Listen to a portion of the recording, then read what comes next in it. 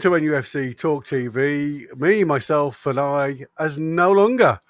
My mate Win is with me today on this lovely Friday afternoon.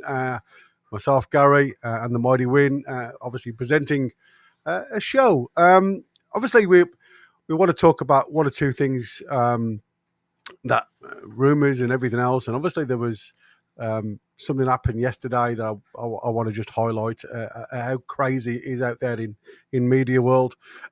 And obviously, we'll go through one or two bits and pieces.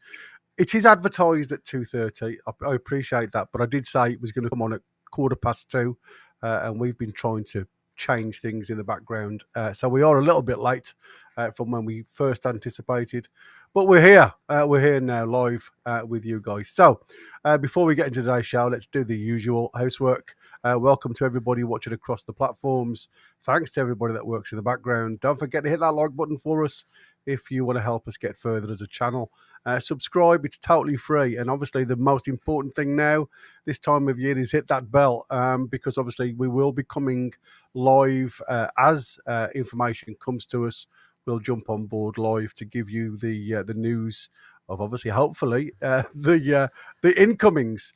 If you want to support us, you can also become a member, small monthly fee, different levels to choose from. And obviously, once you've become a member, you can join our prediction league. It's a small fee of £5 with a chance of winning a monetary prize at the end of the season. And the idea is you predict the scores for every game once the league starts, the Premier League starts. So come on board with that one. It would be lovely to have you. And if you've got a question during the show for me or Win, then put a Q in front of it. And obviously, it's not guaranteed to be seen. So if you want to guarantee it, then obviously use the $sign, throw us a super chat, and that message will be read out. And we will discuss it. Anybody that becomes a member during the show or anybody that's gifted memberships during the show will be thanked as we go. So welcome, my mate, back after your little bit of a timeout. It's lovely to see you, as always. Still don't know that I'm not going to be called. Well, I know. Like I said, I know you're busy behind the scenes. And like I say, we're coming up to a really busy season. So this is the time. If you need to get your bits and pieces sorted, then, it's easier, isn't it? Right. Where things like this doesn't get in the way. And like I said, we always said up until July the 1st, there wasn't going to be a lot of news out there. And just before we go on, because, I mean, you come up with a nice little stat just before. Yesterday, I don't know whether you, like I say, you've seen it. Newcastle advertised the game against Espanyol. And they put two badges up there, and obviously the pinboard model was Isaac. And obviously on that pinboard, they put on sale now for the game. I think it's the 8th of August. And straight away, social media blew up. And people were saying it's like a secret whisper that, they're taking offers for Isaac. I have never known anything so absolutely crazy in all my life, if I'm honest. It seems to be for me as though anybody that sees a chink in the armor will take it off your back, if you like. And it, they just used Isaac as obviously the model for the pinboard, and it's got nothing to do with Isaac. For a free pop. They are, absolutely. Absolutely crazy. Absolutely crazy. But you know what? I thought, I went down memory lane and I thought, you know what? I'm going to show this because it made me smile back in the day. Anybody remember this one?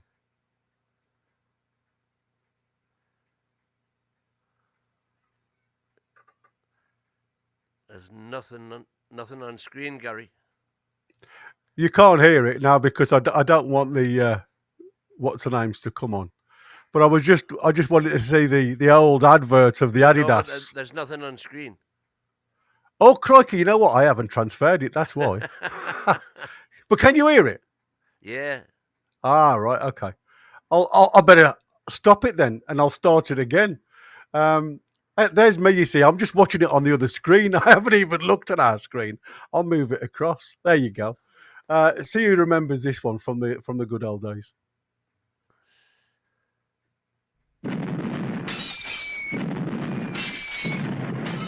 Les, give it a rest. Sorry, boss.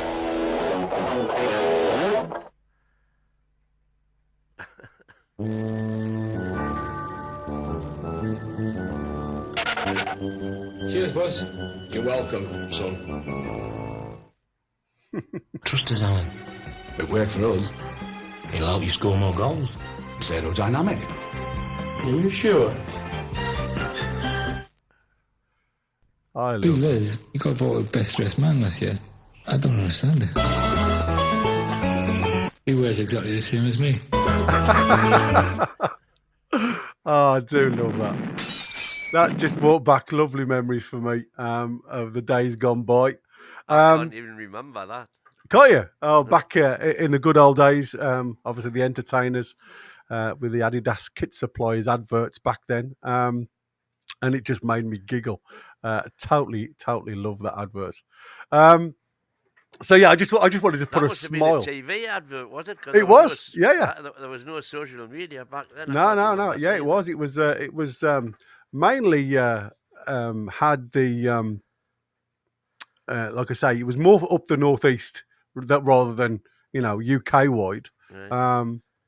So yeah, I did see it now and again, but like you say, there wasn't such thing as social media back then. I mean, the World Wide Web was still brand new to a majority of people That's right. back then. So yeah, it was just lovely to see, and like I say, I just wanted to put a smile on people's face because there's lots of doom and gloom out there, lad. Far too much doom and gloom as far as I'm concerned. So But I'm the happy clapper in chief, so that's par for the course for me. But yeah. I think, like I said, we've said from the outset, July the 1st, the new financial year, the calendar. Once that drops off, then new players will come on board. Obviously, there's been lots of talk now from the financial experts about Aston Villa not being in the financial scrutiny as we first thought. So for us to go and penny pinch, if you like, and try and get bargains off the likes of Aston Villa with the sale of Duran, and obviously they had quite a few home games from their Champions League exploits last season, seems to have got them out of the rift for this season. I'm not saying it's going to be the same. well, except that next money doesn't go in until next season, until after July the 1st. Yeah, but according to the financial experts, they shouldn't be because of the sale of John Duran. They shouldn't need to go and and panic sell. That's what I'm trying. Like we had to do with Nottingham Forest, and we seem to have had the bit of the sharp end of the stick on that one. To be fair, and that's what annoyed me when I was talking. On Wednesday was the fact that you look at Chelsea selling the women's team and stuff like that and getting £200 million for the women's team on the proposal that in 25 years time it's going to be as big as the men's team, and for me, well, this is what I'm saying, it's a sister club that's gone with it, haven't they? I often thought about, is that an avenue that Newcastle had missed out on rather than selling the likes of Anderson and Minte? Could they not have just offloaded the women's team to another sister club or sister partner? And with that potential of obviously reclaiming I it just think further down the road. PIF are just wanting to be seen to be absolutely squeaky clean. Yeah. But are we being too clean for our own good, though? Well, possibly. I'm not going to argue with that. I mean, you know my thoughts that when the rules were first deemed to be unlawful, we had a window of opportunity there to do what the hell we wanted, and they couldn't have done a thing about it. So, again, that gets back to my long-running conspiracy theory that at the time, PIF were not 100% foursquare behind Eddie. No, and I mean, it's like I said, I think there was obviously something circulated when Amanda went to the Premier League and more or less bowed her head to try and get PIF on board. And she did that with some grace, to be fair. But I'm just, like you say, I'm wondering whether, like I say, with the amount of smoke that comes with PIF and the likes of Noon and the likes of, a lot of the Qatari, Saudis, blah blah blah, with the baggage that actually comes their way without them actually saying a word or doing anything. Is it the fact that, like you say, is it the fact they just want to keep out of the public eye, and just let others fight the cause? We've got the Man City ruling. Well, I definitely think there's a lot of that going on, without a of doubt, course. And again, I think the reason the sponsorship's not coming in yet is because we are waiting for that City verdict. It seems as if City are the ones being the ones that are holding a lot of the ammo. If you listen to it now, Absolutely, yeah. They seem to have an answer for virtually every single part of the charges, if you like, but they're not forthcoming in giving the answers to any of the scrutiny that lies with them. So for me, it was more a case of, are they right or wrong? If they have got an answer to the 115, should they not just drop it on the Premier League's lap and say, there you go, you haven't got a case, let's get on with it. Or well, except that's not the way legal cases work, is it? No. Everybody wants to see every possible scrap of evidence that the opposition could have, for their case. Yeah, well, there was the lawyer on Talk Sport who. There was a liar on Talk Sport. You wouldn't believe that, would you? And he suggested that virtually what you've just said there. It's a case of what the client wants. So their representatives will only give the Premier League, once they're going through each bill or each charge, the information, aka to that charge. They won't just give them the whole portfolio, the dossier that they've actually made from all the allegations. So there was me saying the other week that it's imminent, coming round the corner, and unfortunately, it's not. It could be. Well, I'm hoping it's before the start of the season, but then obviously there's going to be the to-ing and fro-ing. Whoever wins, there's going to be the opposition, obviously stating their case. So it could go on for another 12 months yet. But does that hold us back going out there and getting that so-called big sponsor? Well, it gets back to the same old. To me, they are wanting to really throw some money at us. And if, for example, at the minute, Man City, biggest team on the planet, you might argue, right at this moment in time, certainly the biggest in the Premier League, their stadium deal is 400 million over 10 years. So that's 40 million a year. I think PIF may be wanting to put more than that in. But the way the rules are, we couldn't possibly argue effectively that St James's Park is worth £60 million a season if Arsenal if Man City are just getting 40 million and Arsenal are just getting 20 million. Yeah, of course. So but once all these associated party transactions are proven to be unlawful, then they can put in what the hell they like. So I think that's what they're waiting for. And it would also be very people say, well, why don't they just get somebody in temporarily? So if they got somebody in now to say, right, whatever, £20 million a season, first of all, what's 20 million actually going to do? Not a lot. And then to renew that deal, going from 20 million to 100 million, that could prove to be controversial. So I think they're just keeping their powder dry and they're trying to be squeaky clean all the way along the line. And I'm not necessarily saying there's anything wrong with that. We've spent nothing, as everybody keeps reminding us, for 3 windows. Except on Asula, by the way, who everybody's saying could become the next big thing, da-di-da-di-da. You know, it goes back to when we signed the window, when we basically just signed Hall and Livramento. Everybody was up in arms saying, bloody hell, you know, what a poxy window. Two kid fullbacks. Look what that's turned into. Mm. And if Asula was the same, da-di-da. The first time we went for Joe Pedro, when we were in for him when he left Watford, who did we get instead? Alexander Isak. Yeah, exactly. Who got the best deal there? and this is the recruitment team that everybody, including Paul Mitchell, said weren't fit for purpose.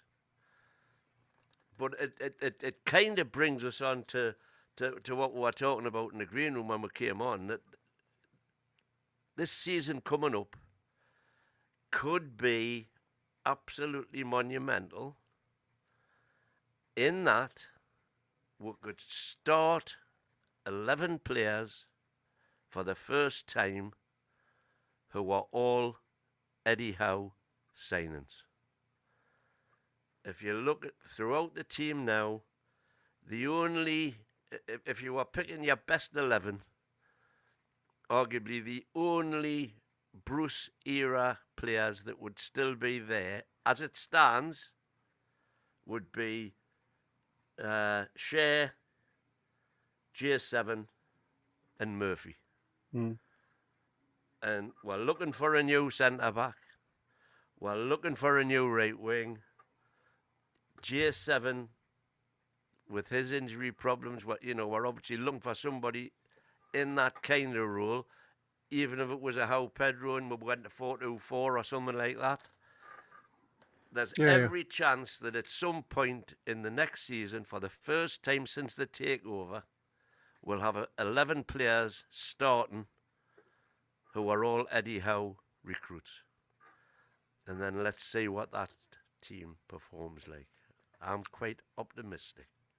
Yeah, I mean, me too. I mean, I like I said, you know, you quite rightly go and say like Joe Pedro was obviously looked at virtually the start of Eddie's tenure at Newcastle, because obviously he was at Watford back 3 years, wasn't it? 3 seasons ago. Yeah. And he's he's seen something in Joe Pedro that I think he obviously likes the style of play. Like I say, he's not a speed merchant, but he's got really nice feet.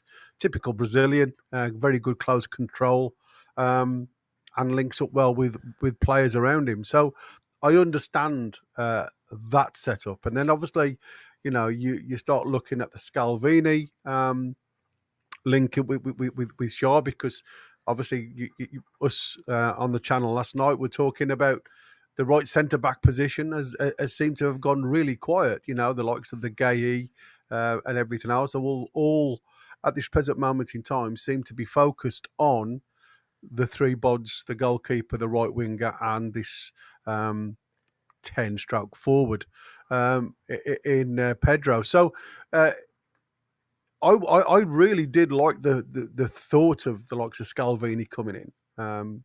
The Italian kid, even though he's just come back from an horrendous ACL injury, very similar to Tino's situation, where he was pulled out of that, I suppose, that question mark is whether he's going to be capable to be the player that we saw before the injury. And, in today's medical world, the way they repair these things now, some will always tell you that the repairs are better than the original, dependent obviously your surgeon and depending on what type of surgery you have. But like I say, a lot of these do go on to become a lot stronger limb with these corrections.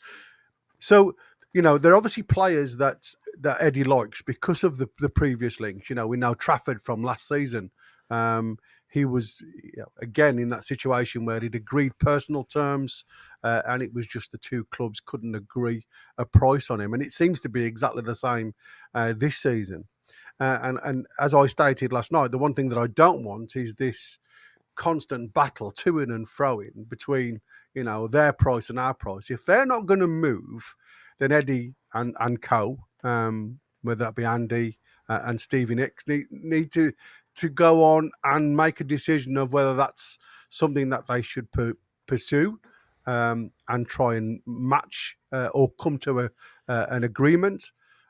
If it's the player that he wants desperately, or they should look elsewhere. And that was my concern, because of the link with Scalvini. I honestly believe that Eddie is looking more in the European games, going this 3 at the back, this 3-4-3 system, which he seemed to deploy right at the end of the season. And like I say, we all said Eddie's, the 4-3-3 man. He doesn't seem to have a blueprint for any other tactic. And yet he pulls that one out of the rabbit hole at the end of last season, and it worked well. Chelsea really couldn't get to grips to the point where Nicholas Jackson throws an elbow at Shaw and gets, well, it was Botman, sorry, and gets sent off because of his frustration.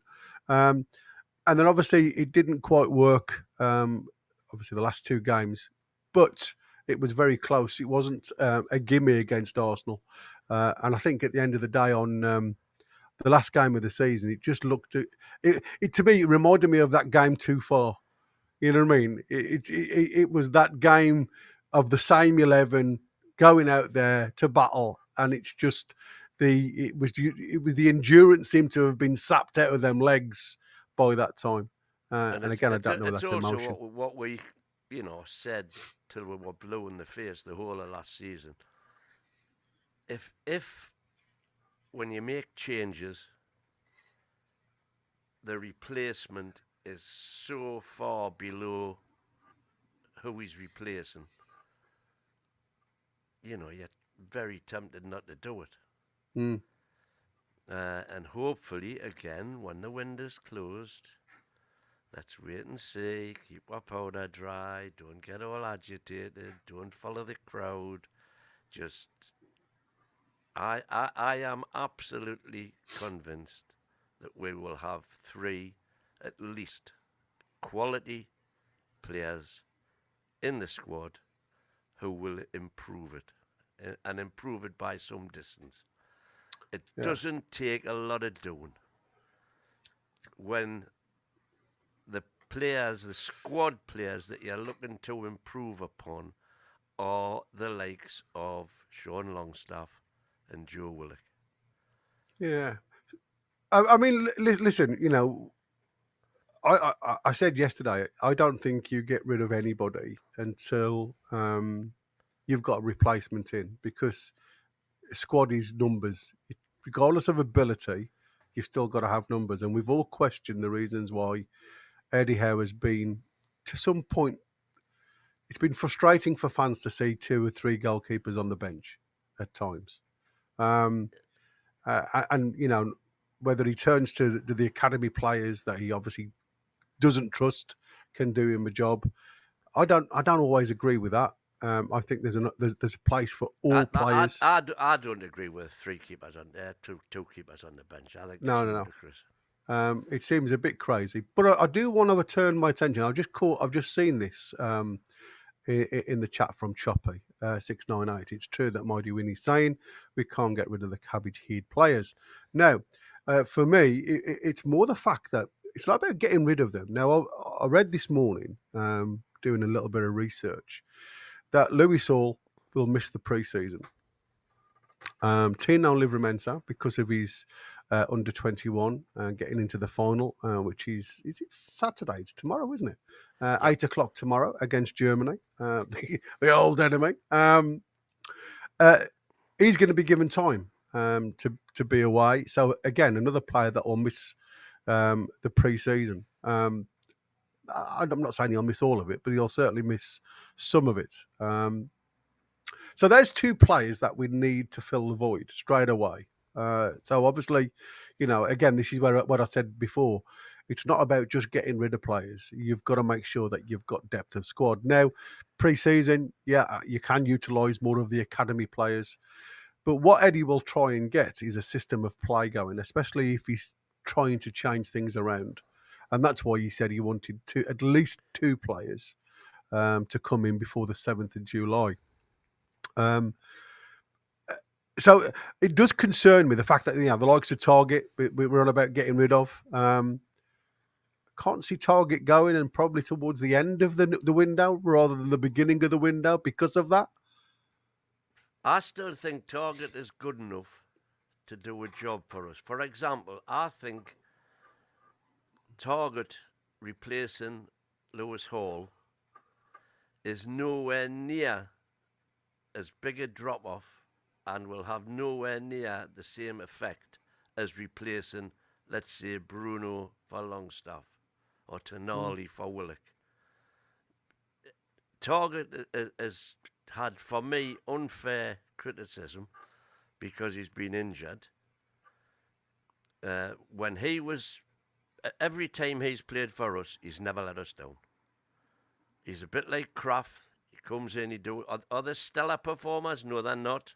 But they're a solid 7 out of 10 every time. They ain't going to let you down. Whereas we've seen from the marks we've given for various matches that your Longstaffs and your Willocks are 4s and 5s out of 10.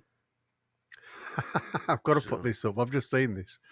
Geordie Dan, Bill Murray and Kelsey Grammer have both been spotted in the northeast. Either of them play on the right wing. Oh, Geordie Dan, he always puts a smile on my face. I mean, I know what Trolls is saying. The likes of Lungi, Target and Lungi should be sold on, in his opinion. And that's what I said. The midfield is thin as it stands with what we've got. You've mentioned J7 in his role, which again was changed by Eddie. Even though he's not an Eddie player, he certainly bought a player out of J7 under his leadership. So I put him in two fronts, if I'm honest, J7, because obviously he wasn't the player that we wanted under Bruce, or we expected, but he certainly seems to have changed that perception under Eddie Howe. And like I said, when we missed him, when we see him out the team at the end of the season, you saw a difference in that midfield. And how easy it was for some of it, especially in certain games, the opposition to get through it. So we certainly lose a little bit on that. And that's where we are at the moment, isn't it? It's a case of, I've seen that if Trafford isn't available, there's a potential other person that could be on the cards. And that lad is Marcin Bulka, the Polish guy, 25-year-old. He plays at Olympic Marseille, I think it is. I'm not sure, actually. I tell you what, if Trafford for it's whatever Nice. Sorry, it's Nice. If Trafford for whatever reason was to disappear, and I don't think it will, I think we're going to get him, but I would get Martinez, me. Yeah. Well, Martinez apparently is going to Man U, the other United. Yeah, I would just step in and see, Yeah, isn't it strange though? How, like I say, these other clubs around us just seem to be able to go out there and spend as if. It's not as though you're spending, really. You're going to get him for a song. You're going to have to pay decent wages, fair enough. Well, obviously, yeah, absolutely. But it does frustrate you, though, isn't it? Like the likes of Cunha and Buemo, he's on the cusp of going. Allegedly, he's going to Man U for 150k a week. Yeah, because he's chose Man U. I don't think that's untoward. No. But that's what I said. That was where the player has chosen Man U to go to. Notice that deal's still not done yet. Well, no, because there's still some discrepancy over how much they're going to pay. Yeah, exactly. Again, they don't want to sell him, or they don't need to sell him. But I can see Brentford struggling this season, mate, especially if Wissa goes as well. I can see Brentford really struggling this season. If You they're know, losing Thomas losing Frank, Bueno, yeah. they're losing Norgard. He's going to Arsenal Arsenal, apparently. yeah. And of course, the big one of the lot is Thomas Frank. You Yeah, know, 'cause absolutely. he was he was a bit of an Eddie Howe character, getting blood out of a stone, Yeah. making silk purses out of sow's ears. Yeah, it is a strange one. I've just That'll seen. be really interesting to see who replaces Frank. Yeah, like I said, you know, that they could, because people were saying, you know, is it going to be the three that come up that go straight back down? And I can see one of the. I can see Leeds staying up.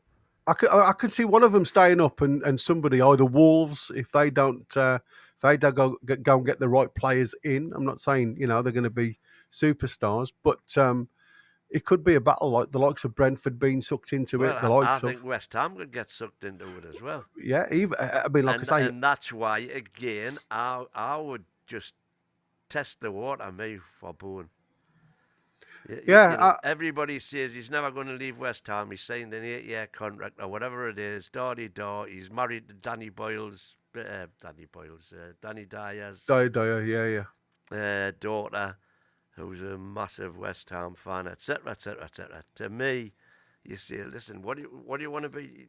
Bear in mind the World Cup's coming up, so he needs to be in the spotlight to secure his place in the World Cup squad for England. Where will he have a better chance of doing that? Fighting relegation with West Ham, or playing on the big stage with a tune?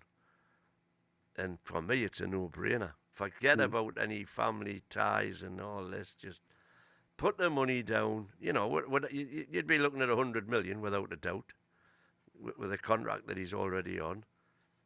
And then you'd probably be looking at, 200k a week.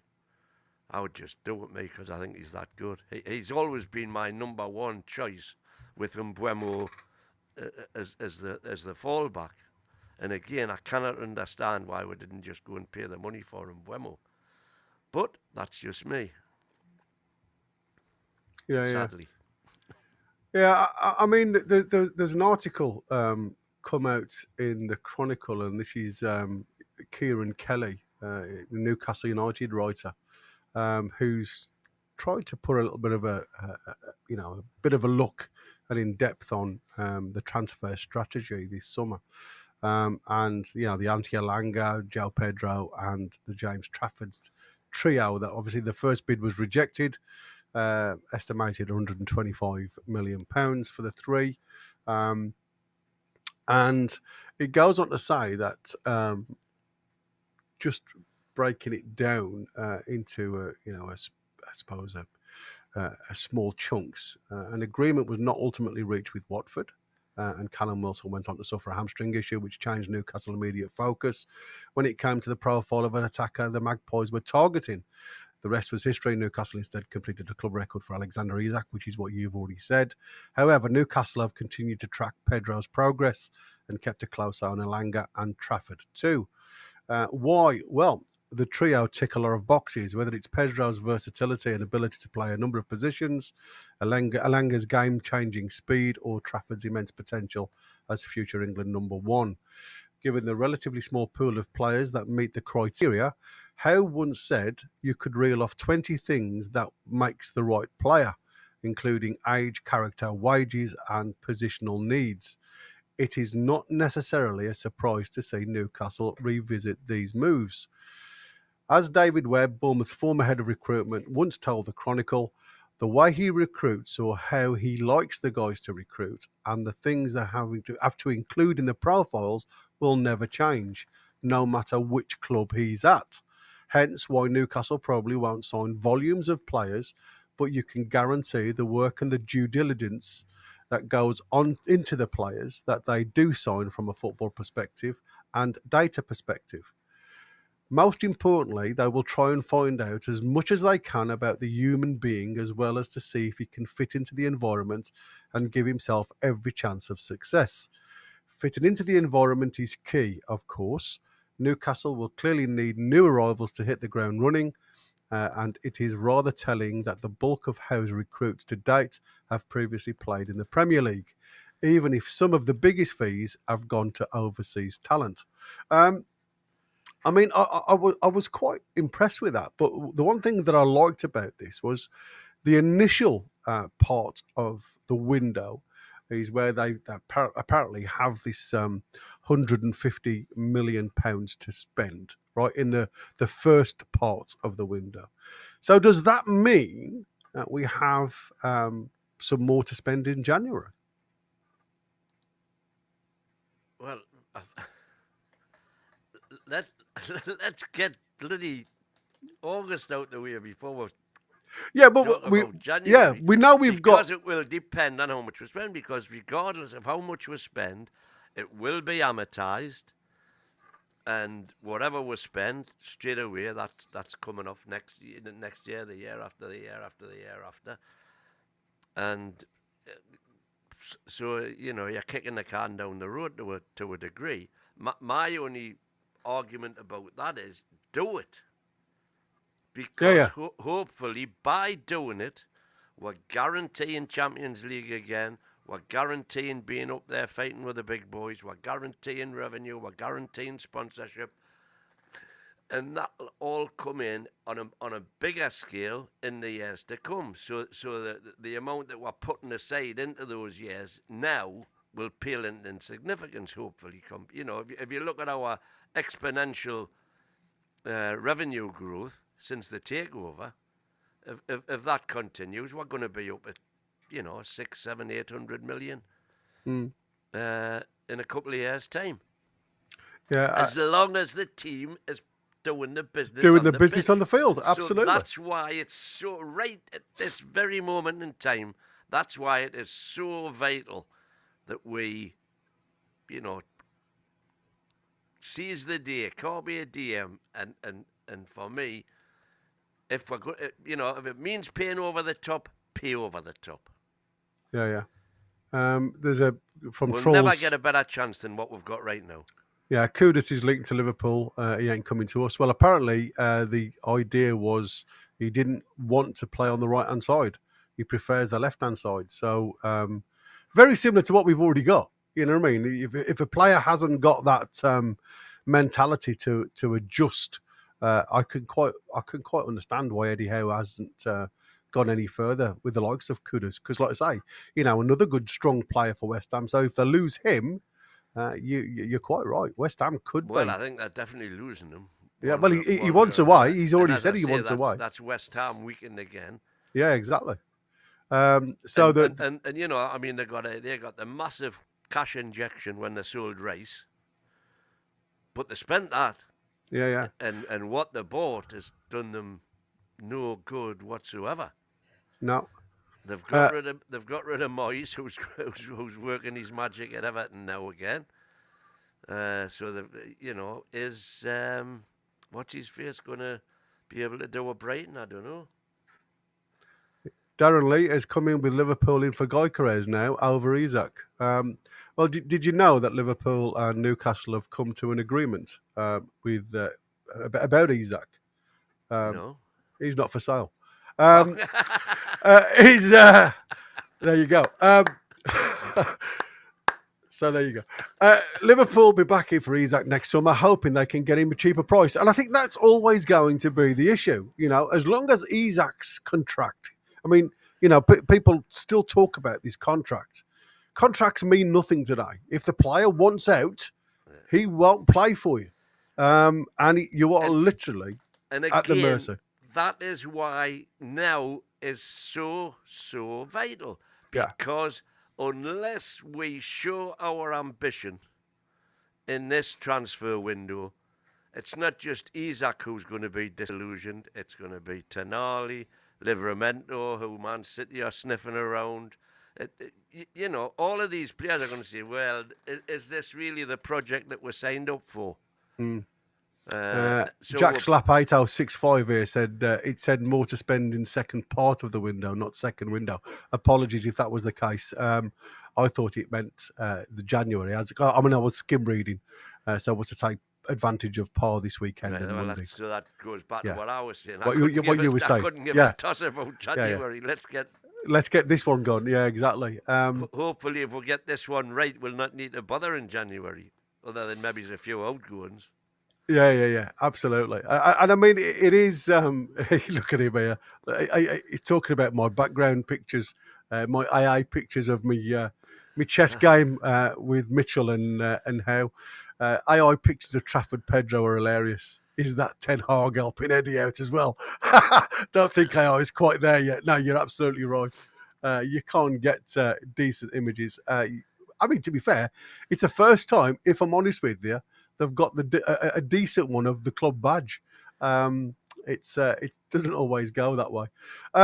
It is a weird one to think about. You know, there's lots to articulate, if you like. I mean, I've just going to throw on here. I've just seen this on X of the lads. This is Harvey Barnes and Botman working out. So One. here they go. The lads look half decent shape, mate, to be fair. Where's that? Yeah, come on. Well, Keep it tight. I have no idea where this is. There we go. So it was. It's obviously somewhere where away from the ground, Somewhere hot. somewhere warm by the looks of it. So So the sky. That's certainly not the northeast. that's no. I mean, I come up there the other week expecting. If you looked at the God, Jesus Christ, I hadn't and even then when bought you me headed wets. back down, the heavens opened again. Yeah, it was mental, mate. Absolutely mental. And that just proves, you should never go anywhere in the UK without wets, especially on a bike. So it takes me back to when I was in environmental cleaning. We had a visit from an American sister company's executive from California. And he came over and he was on secondment in our office for a week.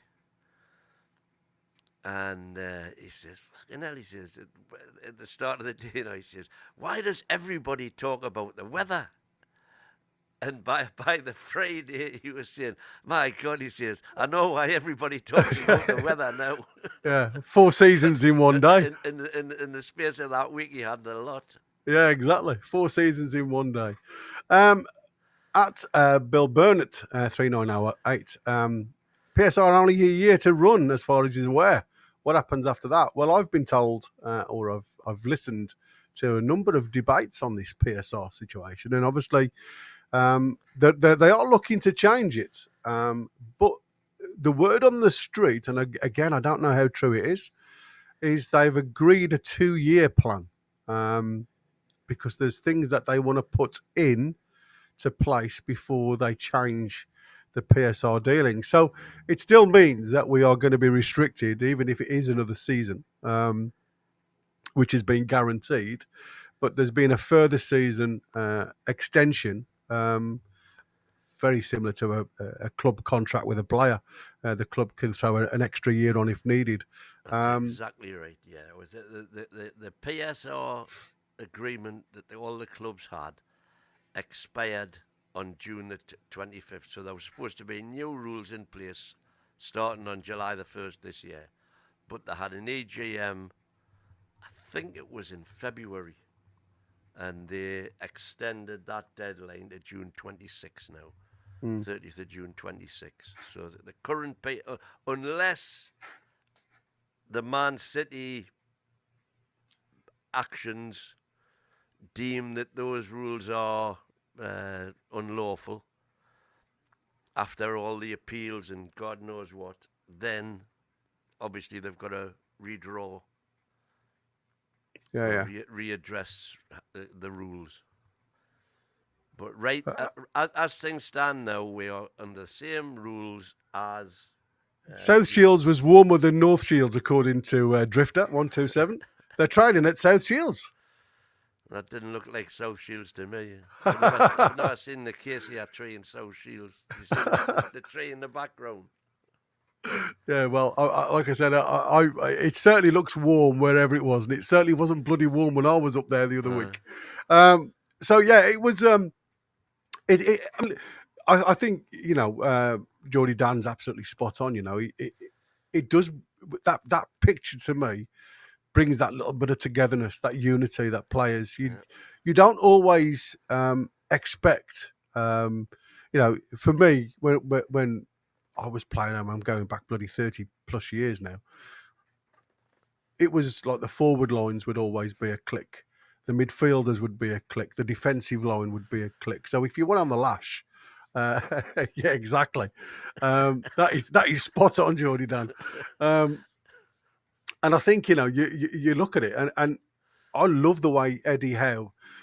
This 10-minute spell that Eddie Howe does with the lads.